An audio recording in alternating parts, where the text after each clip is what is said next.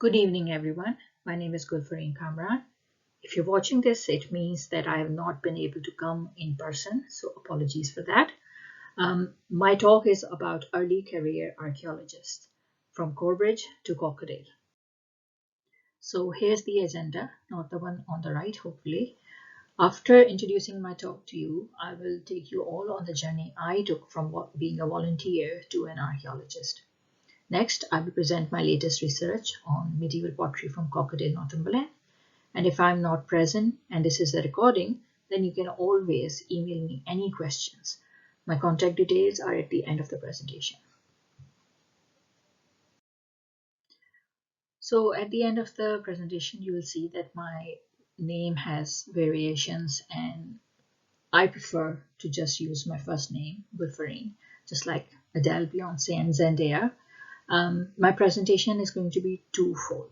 So the first part is going to be about my career progression, because I started as a volunteer when I had no experience in archaeology and just the passion for it. I had no previous qualification in history, classics, or archaeology. But every person I met from Newcastle University, they all encouraged me that if I have the passion, I can do it. And I want to show everyone who is here, if they know someone, if they want to become an archaeologist, I want to show how it's done or how easy it is. Well, not easy, but then it is doable. And the second part is about my latest research on medieval pottery from Coquetdale and the research I did for dissertation. So it all started with a somber event in my life. My father passed away 5 years ago, and after he passed, I started thinking if I have done everything that I always wanted to do, and the only thing that I had regret about was not becoming an archaeologist. And that is when I realized that this is something that I need to do. The first thing I did was to go to an open day at Newcastle University. There I met Mark Jackson, Dr. Mark Jackson. He was the head of the department at that time, and he suggested that if I have the passion, I should go for it. But because I have a young family, I should try to do it in bits and pieces, so like part-time in 2 years instead of trying to do it in one go. And then Dr. Chloe Duckworth from the Great British Stake, she is also a lecturer in Newcastle University. She encouraged me a lot and she helped me a lot in many ways. She informed me about all the research seminars that happen in Newcastle University, and my next few slides will explain what they are. But those research seminars are open to anybody who is interested and want to come. And then I started looking for any volunteering options that were available around Newcastle and Gateshead and Durham. So I became part of those community archaeology projects. Then I decided to do a field school, which was very pricey, but it was in Sherwood Forest, and it was brilliant. It was a 1 week crash course in archaeology. They take you through every single thing. But yeah, it was quite difficult, but it was very good. It gave me confidence that I know something before I jump in, dive in, and start doing my master's. I know something. And then I did, this is the beginning of Corbridge excavations in August 2019. So my postgraduate started in September 2019. And these are the lists of all the research seminars or different projects or research groups that are running in Newcastle University. And I try to take part in as many of them as possible, because at that point when I started, I was not sure what was my major going to be. I knew that I don't want to major in Roman archaeology or Greek archaeology.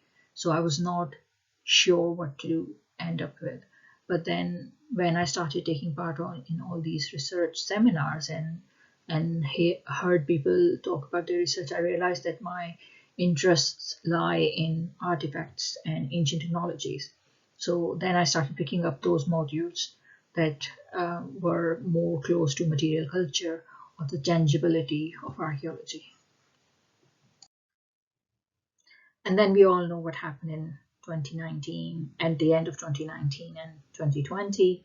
So unfortunately, at the end of 2019 academic year, we had a global pandemic. Even though I've waited 20 years to restart my education, global pandemic could not wait. And then all the modules with lab work were not being offered at the university. I have a young family who needed to have support and homeschooling, and everything was in the lockdown.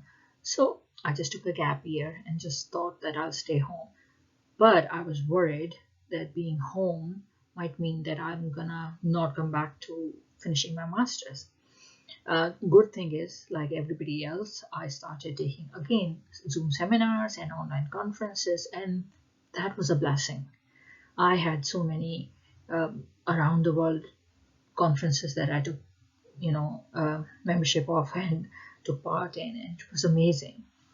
And then as soon as the major lockdown started finishing, that's when the Channel 4's The Great British Dig was filming the first series, and Dr. Chloe Duckworth asked me if I want to be the volunteer archaeologist in it.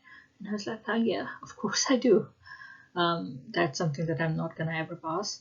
So yeah, I took part in that, and that was a brilliant experience.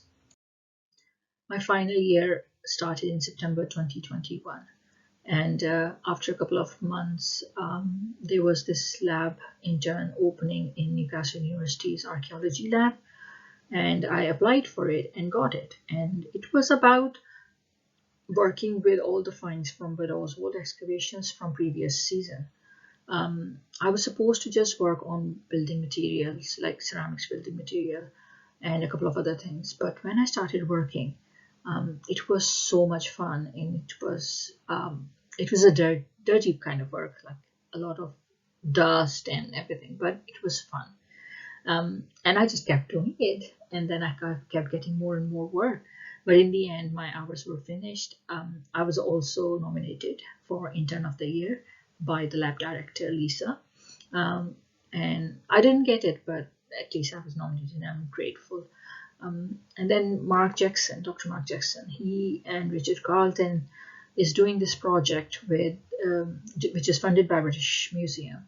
It's called Endangered Material Knowledge Project, and they mentioned it to me that it's about pottery and potters from Balkans who are still using traditional pottery materials, and not just materials, but the procedures that they go through to prepare the clay and the inclusions that they put in it. And I was really interested, and I'm grateful that I got to be part of that ethnographic study. So and then after that, I was offered to go for find processing in Bud Oswald excavations this season. So I was there for a month, and I worked with everything that was coming out of the ground. It would come straight to the finds processing area, and I would go through everything and basically prepare it to be boxed up. So that was a brilliant experience. I learned a lot, and I think that would be my side hustle. If I ever want to do something other than PhD, then I think I'm gonna want to try and become a finds specialist. And then came dissertation time. So I did a dissertation on medieval pottery from Coquetdale, Northumberland. And the next thing is probably a PhD application. So we'll see how it goes. Let's talk about my research on medieval Coquetdale pottery. This is the title of my research: an original study of pottery and clay fabrics from 3 sites using standard methods and PXRF analysis. I know it is quite a mouthful, but don't worry, I'm not going to go into a lot of details about everything. This is just to give you guys a gist of my research and to give you an idea about where the sites are and what went on, and just give a bit of a rationale of my study. So these three sites, Barrowburn Mill, Haptonburn, and Linbrig, they're all in Northumberland. The area is called Upper Coquetdale Valley because they're on the banks of River Coquet. We know from historical evidence that Henry I gave these lands to Umfravils. They were the barons of Northumberland, and we also know that through historical evidence that these lands were given to Newminster Abbey, or I should say, granted permission to those monks to use the state as a grazing pasture. They also asked for a license to build a mill pond for the fulling mill. From these references that I've added here, we know that there was a mill over there, and we have evidence of a wheel pit and different structures surrounding that wheel pit. So, and I have added all the references at the end of my presentation, but if anyone needs any more details on these sites, please email me and I can guide you further. So these sites are, as you can see, are quite close to each other. So I wanted to compare the sites, but then also individually do the analysis of the pottery. I wanted to do something that has not been worked on before. So these assemblages have not been analyzed in depth. Because pottery is often fragmentary, it is left in archive boxes, and as forms are not as distinguishable from tiny sherds, you can't figure out if it's a handle, or if it's a pot, or if it's a jug. And once you can't do that because the pieces are too small, they're just weighed and counted and then just put away in archives. So according to research framework document commissioned by Medieval Pottery Research Group, there is very significant lack of interest in medieval archaeology in Northeast England, and I realized that there was a gap in the knowledge, and I wanted to work on that. So and then again, it is an original study because nothing has been done, especially on Linbrig assemblage, which is the largest out of three. Nothing has been done so far. So my work on this assemblage is the first ever done. I also wanted to do the cataloging of everything because a lot of the times when I was reading about any previous work, either it was too much in detail, or it was just not enough detail. There is a lot of inconsistency between different pottery reports. And one thing that was lacking was visual aids. And I wanted to catalog as much detail as possible. So I did photography, micrography. I have done loads and loads of Excel sheets to take every detail possible of every sherd possible. And then I also did a PXRF analysis to compare if the standard practices of doing pottery analysis through microscope is as good as PXRF analysis on the same pottery sherd, and compare the two methods. For my pottery analysis, I used the guide, which is it's like a standard practice to use guide to the classification of medieval ceramic forms, but like I said, there were not enough forms, intact forms available.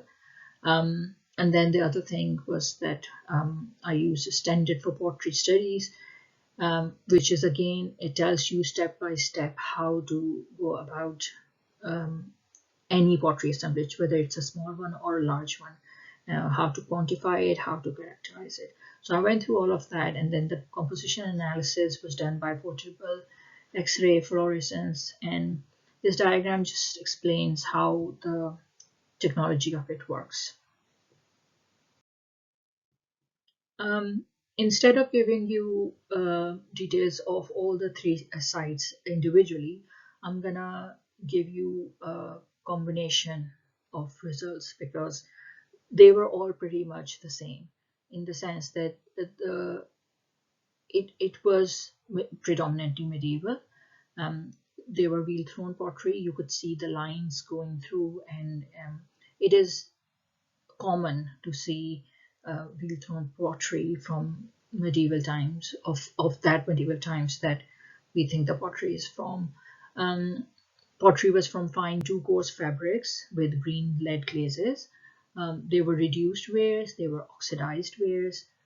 Some forms were recognizable, for instance, jug handles or jug brims, some bowls, some jars and cisterns. That's all obviously with a lot of air quotes. And then some component parts, rims, handles, bases were also recognizable. As you can see over here, these dark cores, these signify that these are reduced wares when they were formed in a reducing environment, which means they were in a closed kiln. And then these ones are oxidized, and that's why they're reddish. When you see these, that means that they were made in open fire. So we could distinguish these two fabrics. In all the three assemblages, I had made fabric groups individually for each fabric, for each site, and then I could compare them between sites, cross sites as well. And I have catalogued all these so that any future researcher, if they want to use it and they want to see it, they'll have a visual micrograph of these fabrics and with all the details of inclusions.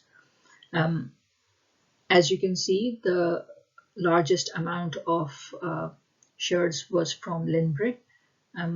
There was a lot of pottery from this site, and we found some very, very recognizable forms from 14th to 15th to 16th century. These are some illustrations and photographs of the glazes that I took and made. Visual aids, like I said, is essential for pottery analysis, especially in today's world when everything's being done online. Any report, pottery report, when you look at it, if it doesn't have the photographs, if it doesn't have the visual aids, no matter how much description it is written down, again, a picture is 1,000 words. So no matter how many details are there, if a photograph is not there, it's hard to understand how did that pottery sherd look like, or what are the colors, or what are the layers, what is the decoration like.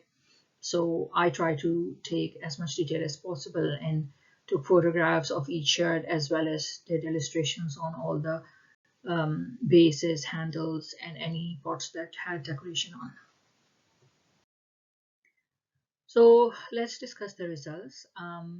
Basically, as far as pottery evidence says, Barrowan Mill is from late 11th to early 16th century and contemporaries to Lindbergh. Hebden early 14th to early 17th century. And these dates coincide with the radiocarbon dates from organic material and charcoal deposits from all these three sites. So it is a bigger, longer bracket from late 11th to early 17th, but then it is including everything. It is also including the post-medieval sherds that we have, cistern, ware, and other pottery that is not fundamentally medieval, but it's a bit late medieval. It is a bigger bracket, but it's okay. It's better to go wider and be more accurate. I also realized that PXRF analysis has many limitations when we're doing it on archaeological ceramics, especially if you can't use destructive sampling of the sherd. And as these assemblages were borrowed, I could not do destructive sampling. So as far as you're doing just point and shoot analysis, it will only give you informative compositional analysis. If that's what is needed, if there are reasons why that is usable, then yes, BXRF does work.